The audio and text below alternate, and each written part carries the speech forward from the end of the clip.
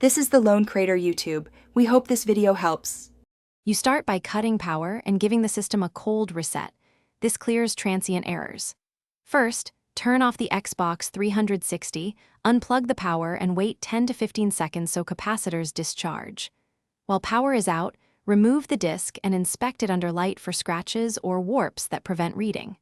Once done, set the console on a flat, ventilated surface to avoid overheating. These steps eliminate the simplest causes and prepare you for diagnostic fixes.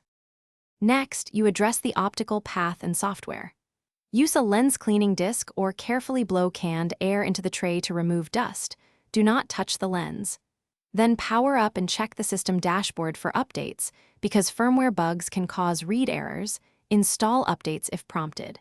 To isolate hardware, insert a known good game disk. If it reads reliably, the problem is likely the original disk. Make sure to test multiple disks so you know whether the drive itself is failing. Finally, you move to hardware fixes or replacement. If you're comfortable opening the case, power down, unplug, and carefully reseat the drive and power/data connectors, because loose cables cause read failures. If problems continue, the laser or drive mechanism may be failing.